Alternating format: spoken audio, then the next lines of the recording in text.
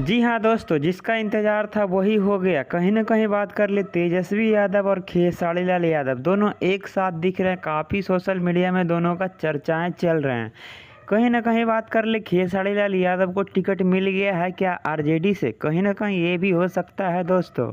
अगर खेसारी लाल यादव इंटरव्यू के दौरान बोले कल की कुछ ख़ास मीटिंग के बारे में बातचीत करने आए थे। ऐसा क्यों लग रहा है कि खेसारी लाल यादव को टिकट भी मिल गया होगा? कहीं खुश होंगे खेसारी लाल यादव, ये भी हो सकता है दोस्तों। और कहीं न कहीं तेजस्वी यादव अगर टिकट दे देते हैं आरजेडी से तो क्या खेसारी लाल यादव जीत पाएँगे या नहीं जीत पाएँगे?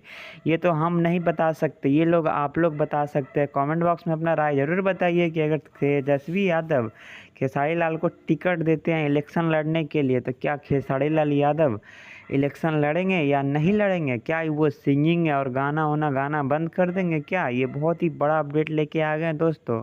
इस पर क्या कहना चाहते हैं? कमेंट बॉक्स में अपना राय ज़रूर दीजिए। और खेसारी लाल के साथ ये फ़ोटो काफ़ी वायरल हो रहा है।